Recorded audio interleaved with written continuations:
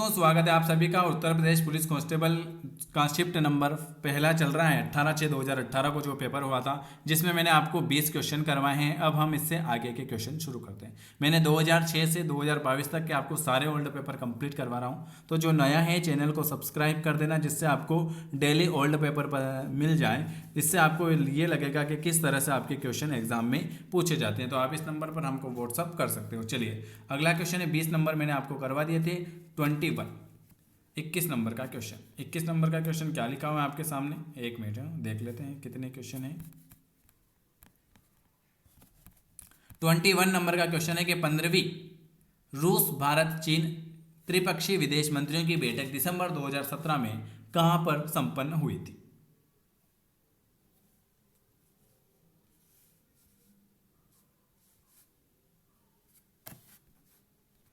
Very very good. 21 number का question बिल्कुल आपका डी वाला आ जाएगा। 15वीं रूस भारत चीन त्रिपक्षीय विदेश मंत्रियों की बैठक दिसंबर 2017 में जो हुई थी, वो नई दिल्ली में संपन्न हुई थी। कहां पर हुई थी? नई दिल्ली में संपन्न हुई थी। चलिए, अगला क्वेश्चन। भारत में ब्रिटिश शासन का बड़े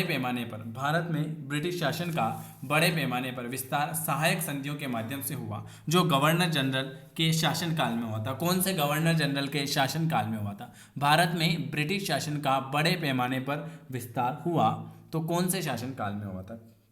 उस टाइम गवर्नर कौन थे? Lord Wellesley. भारत में British governor general Lord Wellesley 1758 से 1805 ने सहायक संधि का सिद्धांत प्रस्तुत किया था, और इसमें जो है लॉर्ड वेलेजली, ऑप्शन आपका सी वाला आ जाएगा। गुरु गोविंद सिंह की मृत्यु के बाद गुरु की संस्था समाप्त हो गई और सिखों का नेतृत्व उनके विश्वसनीय शिष्य को किसको सौंपा था भाई? 23 बंदा बहादुर। किसको सौंपा था? बंदा बहादुर को सौंपा था। क्या क्वेश्चन फिर पढ़ लेते हैं कि गुरु गोविंद सिंह जी की मृत्यु के बाद गुरु की संस्था क्या हो गई? समाप्त हो गई, और सिखों का नेतृत्व उसने विश्वसनीय शिष्य किसको सौंपा था? भरोसेमंद बांदा सिंह को सौंपा था। क्या नाम है? बंदा बहादुर को सौंपा था। चलिए, अगला क्वेश्चन है पाकिस्तान नाम सबसे पहले किसके द्वारा लिया गया था? पाकिस्तान नाम सबसे पहले किसके द्वारा गढ़ा गया था? चौधरी रहमत अली। और इसका 1933 में। और नाउ या नेवर, इसका जो शीर्षक था वो था नाउ या नेवर। चलिए, रविन्द्रनाथ टैगोर ने अपनी नाइटहुड की उपाधि को किसके विरुद्ध में छेड़ दिया था? रविन्द्रनाथ टैगोर ने अपनी नाइटहुड की उपाधि को विरोध में छोड़ दिया था।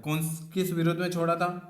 13 अप्रैल 1919 को जलियांवाला बाग हत्याकांड पर अपना विरोध प्रकट करने के लिए नाइटहुड की उपाधि 2 अक्टूबर 1923 को वापस कर दी थी। जलियांवाला बाग हत्याकांड। गोदावरी नदी का उद्गम स्थल। गोदावरी कहां से निकलती है भाई? गोदावरी महाराष्ट्र में नासिक के निकट से त्र्यंबकेश्वर में पश्चिम घाट के ब्रह्मागिरी पर्वत से निकलती है, महाराष्ट्र। चलिए, अगला क्वेश्चन। भारत की सबसे बड़ी मीठे पानी की झील, वेरी आईएमपी क्वेश्चन है। अगर आपसे पूछे मीठे पानी की झील तो वुलर झील, और खारे पानी की आप बता देना। तो भारत की सबसे मीठे पानी की झील है वुलर झील, और खारे पानी की पूछे तो चिल्का झील। और ये कहाँ है वुलर झील? तो यह जम्मू कश्मीर के बांदीपोरा जिले में स्थित है। यह झेलम नदी द्वारा जल प्राप्त करती है। Wular, very IMP question.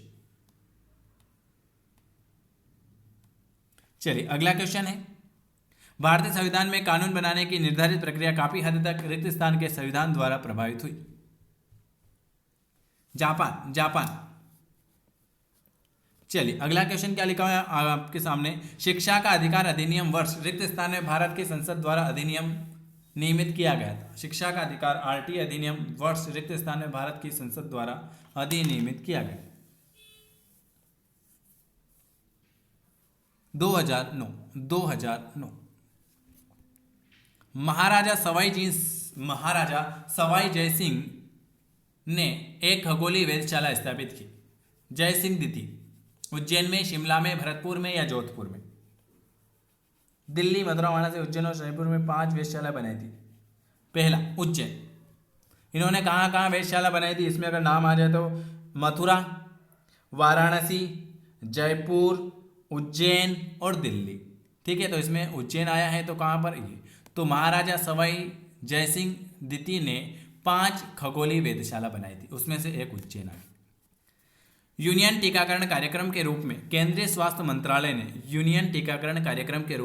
केंद्रीय स्वास्थ्य मंत्रालय ने रिक्त स्थान के विरुद्ध दोहरे संरक्षण के लिए एकल टीके का शुभारंभ किया। कौन सा है वो? कौन सा टीका है? नाम खसरा और रूबेला, खसरा और गलसुआ, रूबेला और तपेदिक, या इन्फ्लुएंजा और गलसुला? वायर, वेरी वेरी गुड।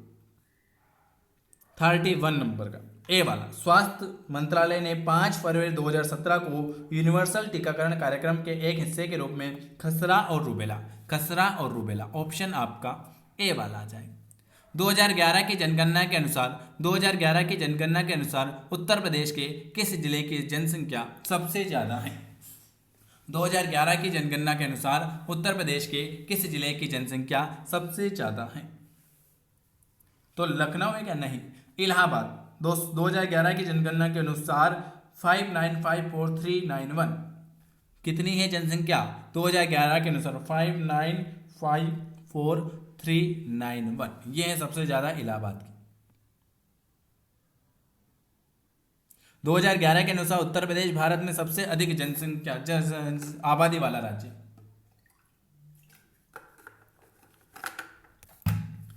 निम्न में से किस रियासत ने 1947 में पाकिस्तान में मिलने की घोषणा की थी, लेकिन बाद में जनमत संग्रह के बाद इसे भारत में शामिल होने के लिए मजबूर होना पड़ा? निम्न में से किस रियासत ने 1947 में पाकिस्तान में मिलने की घोषणा की थी, लेकिन बाद में जनमत संग्रह के बाद इसे भारत में शामिल होने के लिए मजबूर होना पड़ा? जूनागढ़ रियासत ने 1947 में पाकिस्तान में शामिल होने की घोषणा की थी। चलिए अगला क्वेश्चन क्या लिखा हुआ है? निम्नलिखित भारतीय राज्यों में से किसमें कर्क रेखा नहीं गुजरती? कर्क रेखा किसमें नहीं गुजरती? भाई आप सभी को पता है कि कर्क रेखा किसमें नहीं गुजरती।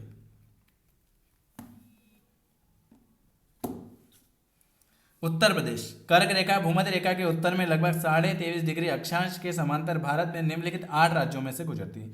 गुजरात, राजस्थान, मध्य प्रदेश, छत्तीसगढ़, झारखंड, पश्चिम बंगाल, त्रिपुरा और मिजोरम। तो उत्तर प्रदेश तो है ही नहीं, तो ऑप्शन आपका डी वाला, यहाँ से नहीं गुजरती है। राजस्थान, मिजोरम, त्रिपुरा।